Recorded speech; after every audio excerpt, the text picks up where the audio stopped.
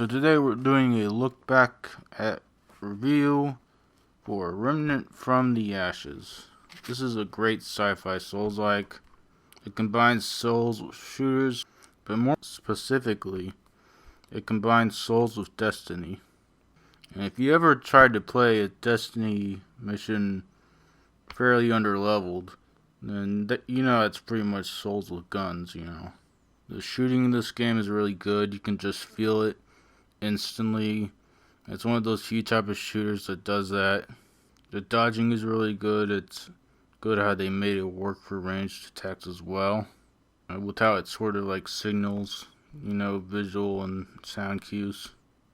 The melee is good for a non-focused melee for a game that's not melee focused. But it does is mapped to where a hip fire would be, and there's no hip fire, which I would rather have a hip fire sometime. Combat is overall really good and meshes Souls with Destiny shooting really well. The weapons are good and there's a decent variety, but like with a lot of the Souls games, it's really easy to invest in one and upgrading one and not trying another one.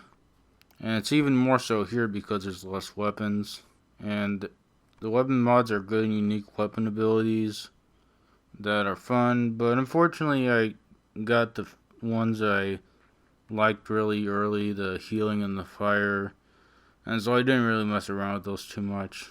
The loadouts and perks are good in general. The trait system where you can kind of improve your abilities that you have is good. You get them from either killing bosses and the such, but also if you do certain actions a certain number of times, you unlock them. So like if you reload a bunch, you'll unlock the ability to upgrade your reload speed faster than if you don't reload as much. The enemies are good and have variety. The special enemies are good, and they use a good mix of range focused and melee focused enemies. There's three main types of level sections.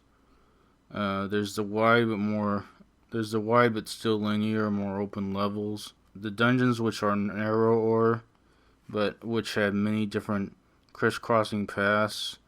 And then there's the bosses. The open linear sections are relatively easy. I play this on normal, by the way. And they're fun to explore, but they're not really fully open worlds, so I do feel obligated to explore the entire thing. But at the same time, they are big, so it can be kind of tedious. The dungeons are similar to the open worlds, but with all the paths, and it's easy to get lost. But I think that's part of it. In terms of difficulty, the dungeons are the hardest part of the game because they put a lot of enemies in close quarters. Also, they use these smaller bonfires, which you can only rest at and not travel to. They're sort of similar, but not exactly like to the Statues of America and Elden Ring. There's also some good optional dungeons that work as side quests. The bosses are somewhat disappointing, but that being said, I've only been able to play around half of them because there's a kind of interesting thing with this game is that the bosses, each time you start a campaign, you get a certain set of bosses that are 50-50 for each boss room. So there's like one of two bosses you fight every time. So that's kind of interesting. Although unfortunately the boss that I got for the first one is like Gorefist. He was a pretty bad start off. He's a really simple melee boss. But the problem with him is he's got a bunch of exploding little guys that rush towards you that help him out a lot. Luckily, they're not all nearly that bad. They're just not quite what I hoped. It is generally hard to make a shooter boss, but now the devs also have to make a shooter box that's also mixed with the Souls-like feel, so they have quite a everything they have to accomplish there. Well, it's good that they did as well as they did, I guess. A lot of bosses almost feel are like they're onto something, but they just don't quite get that Souls feel, that they should. It feels like they were experimenting a lot to see what worked. They're not outright bad though. And 3 of them I ran into the base games. I say really nails that Souls-like shooter boss feel that I wanted, and they're really fun. And 2 of them aren't 50-50 bosses. Only one of them was. So yeah, you'll have at least 2 really good bosses there. And a lot of the bosses use ads. I don't find this instantly ruins them.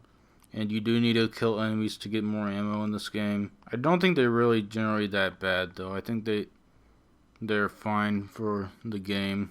But I know that bothers some people. I heard in the DLC the bosses are better and use less ads. So hopefully I'll get to the DLC sometime.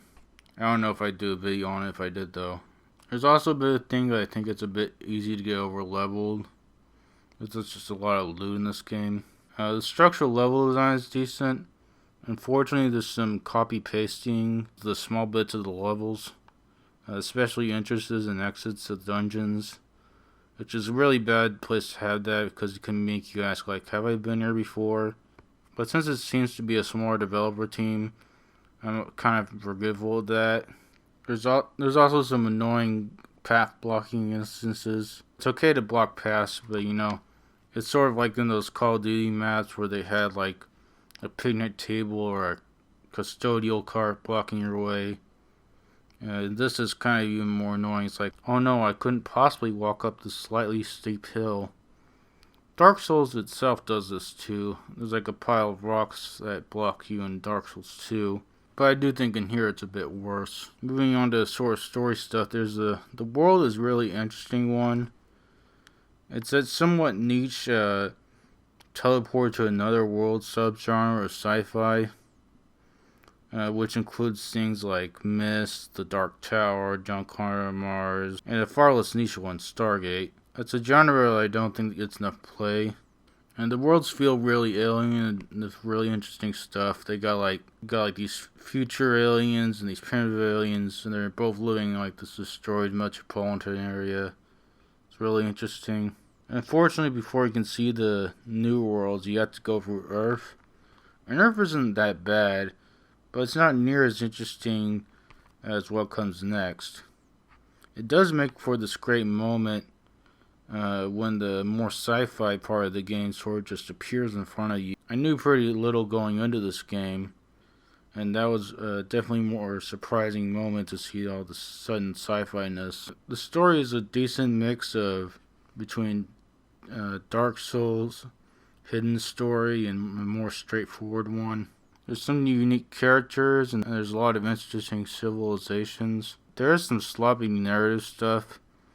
Like at the beginning, they had this very important leader lady, and she's showing the ropes. Then somewhat early on, she has nothing new to say. The aesthetics are really good. Earth has this sort of past meets apocalypse feel. It's just set in the future, but whatever, you can dress like a cool cowboy or whatever. The other worlds are great, and they feel like a really alien.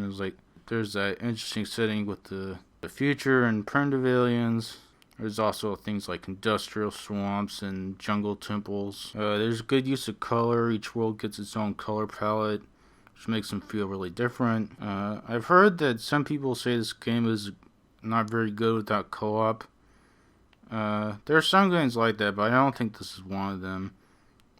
For me, I can take or leave it. It's fine. I played most of the games in solo.